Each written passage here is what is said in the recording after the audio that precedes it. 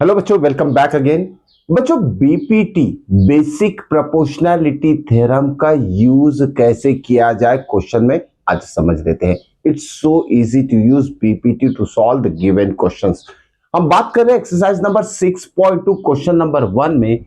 हमें फाइंड करना है ईसी एंड यहां फाइंड करना है हमें एडी। ओके, यहां हमें एडी फाइंड करना है। कुछ कंडीशन यहां दी है क्वेश्चन नंबर 1 में और यहां बीपीटी का यूज करके हम रिक्वायर्ड टर्म फाइंड आउट करेंगे। चलिए देखते हैं क्वेश्चन में क्या दिया है। Okay, question number 1 6.2 exercise, if D is parallel to BC. देखिए ट्रायंगल एबीसी दिया है यहाँ और यहाँ भी ट्रायंगल एबीसी दिया है और इस दोनों ट्रायंगल में DE is parallel to BC बोला है, यहाँ भी D is parallel to BC बोला है। ठीक है, सबसे पहले क्वेश्चन नंबर 1 की बात करते हैं जिसमें ट्रायंगल एबीसी दिया है और इस ट्रायंगल एबीसी में DE is parallel to BC बोला गया है। ठीक है, अब बीपीटी क्या होता है? when a line is parallel, when a line is drawn parallel to one side of a triangle, okay, and intersect other two side in two distinct point, जैसे लाइन डी है बीसी को parallel है और ये A B और ए सी को two distinct point D और ई में इंटरसेक्ट कर रही है, तब हम बीपीटी का यूज करेंगे। अगर given line parallel to one side of triangle दिया है तो हम बीपीटी का यूज करेंगे। ठीक है, अब यार बीपीटी क्या होता है देख लेते हैं। बेसिक प्रोपोर्शनैलिटी थ्योरम या सॉल्यूशन लिखते हैं इसका, solution for this part 1। Okay, as D is parallel to DE is parallel to BC, ये गिवन है, लिख लिया हमने। ओके, यहां लिखेंगे by BPT, by BPT basic proportionality theorem से क्या होगा जब कोई लाइन किसी एक साइड ऑफ ट्रायंगल को अगर पैरेलल रहती है तो वो लाइन अदर टू साइड को इक्वल रेशियो में डिवाइड करती है। अब ये रेशियो कैसे लिखेंगे देखिए, ये हो जाएगा AD upon DB is equal to AE upon EC होता है, ये रेशियोज इक्वल रहेंगे। ओके, क्योंकि ये जो लाइन डी है ए बी और ए सी को 2 पॉइंट में डिवाइड कर रही है। बाय बीपीटी हम क्या लिखेंगे, देयरफॉर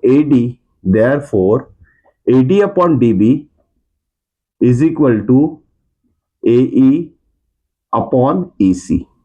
ठीक है, बीपीटी अप्लाई कर दिया, वैल्यू सब्स्टिट्यूट करते, हमारा टारगेट है EC फाइंड आउट करना। ठीक है, EC को हमें फाइंड करना है। चलिए देखते हैं, AD कितना है 1.5, लिख लिया हमने 1.5। DB कितना है 3, इसकी भी वैल्यू सब्स्टिट्यूट कर दिए, इज इक्वल टू AE कितना है 1, AE इज 1 और EC अननोन है तो EC को EC के फॉर्म में ही रखिए। ठीक है, वैल्यू सब्स्टिट्यूट कर दी हमने। सिंपल क्रॉस मल्टीप्लीकेशन करना है क्योंकि इक्वल टू साइन है, ये दोनों टर्म मल्टीप्लाई हो गया और ये 1 और 3 मल्टीप्लाई हो जाएगा, तो यहां लिखेंगे हम 1.5 into EC is equal to 1 into 3। अब देखिए 1.5 मल्टीप्लीकेशन में है, ये जाएगा राइट हैंड साइड में और डिवाइड हो जाएगा 1 इंटू 3 कितना हो जाएगा 3 होगा। ठीक है, 1 इंटू 3 इज 3 और इसके डिवीजन में चला जाएगा 1.5, 3 डिवाइडेड बाय 1.5, 3 जो है 1.5 का डबल होता है तो 1 सा 2 सा, तो EC कितना आ गया यहाँ, EC is equal to 2 centimetre. हमारा आंसर आ चुका है। First part is over. अब बात करते हैं सेकेंड पार्ट की। सेकेंड पार्ट में देखिए again this DE is parallel to BC। Okay, DE is parallel to BC again by BPT। क्या लिखेंगे हम, फिर से इसका सॉल्यूशन लिखते हैं, हमें AD फाइंड करना है इसमें। ओके, इसका सॉल्यूशन एज लिखना ऐसी है, हमें ध्यान में रखना, DE is parallel to BC। Okay, by BPT basic proportionality theorem. जब ये दो लाइन पैरेलल रहेगी तो ये रेशियोज इक्वल रहेगी AD अपॉन DB, जैसे कि इसमें यूज किया हमने। Okay, therefore we can write here AD upon DB is equal to AE upon EC। ठीक है, AE upon EC, AD upon DB is equal to AE upon EC लिख लिया। अब वैल्यू सब्स्टिट्यूट करते हैं, देखते हैं क्या हमें आंसर मिलेगा। ठीक है, AD कितना है, AD तो अननोन है, AD फाइंड करना है तो AD वैसे ही रखिए आप। ओके, DB कितना है, it is 7.2 is equal to AE कितना है 1.8 अपॉन EC कितना है 5.4। क्लियर, अब देखिए एडी हमें फाइंड आउट करना है, तो एडी को शिफ्ट करने की जरूरत नहीं है, क्रॉस मल्टीप्लीकेशन करने की जरूरत नहीं है। इस तरीके की कैलकुलेशन के ऊपर आप बच्चों को ध्यान देना पड़ेगा। हमें सिर्फ ये 7.2 को इधर राइट हैंड साइड में शिफ्ट करना है, तो क्या हो जाएगा, ये एडी वैसे ही लेफ्ट साइड में रहेगा और ये फ्रैक्शन राइट साइड वाला वैसे ही रहेगा 5.4 इंटू ये 7.2 है जो डिनोमिनेटर में था, यह न्यूमरेटर में जाके मल्टीप्लाई हो जाएगा, ठीक है, 1.8 के साथ। क्लियर? अब इसके बाद देखिए इसका आंसर कैसे निकालेंगे हम। AD is equal to, now next step, अब देखिए ना बच्चों 5472 डेसिमल फिलहाल माइंड में रखिए, ये 5472 5.4 जस्ट नंबर ध्यान में रखिए, डेसिमल हटा दीजिए, सिंपल सा कैलकुलेशन है। 18 के टेबल में ये आता है, okay 18, okay 18 3 18 what 18 4 clear, 18 4 clear. या डेसिमल आफ्टर वन डिजिट था, डेसिमल आफ्टर वन डिजिट या दे दीजिए, डेसिमल आफ्टर वन डिजिट या दे दीजिए, ठीक है। तो देखिए नेक्स्ट स्टेप क्या होगी, 1.8 इंटू 0.4 अपॉन 0.3, ओके।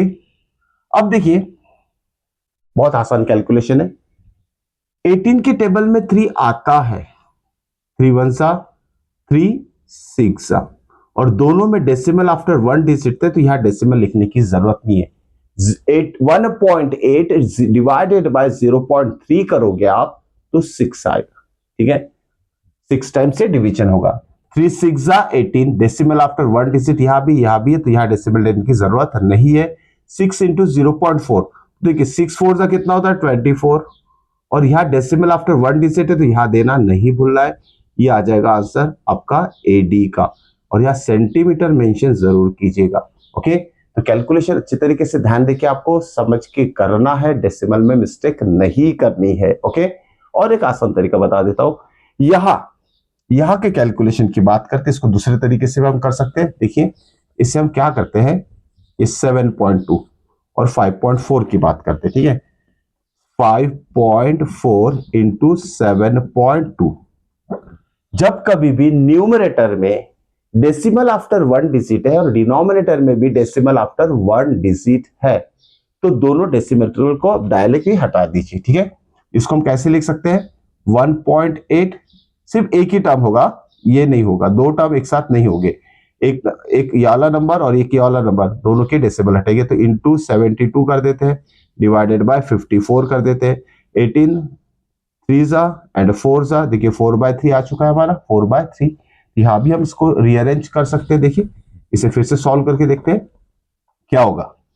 1.8 इंटू ये 4/3 इंटू 4 होल डिवाइडेड बाय 3, ठीक है।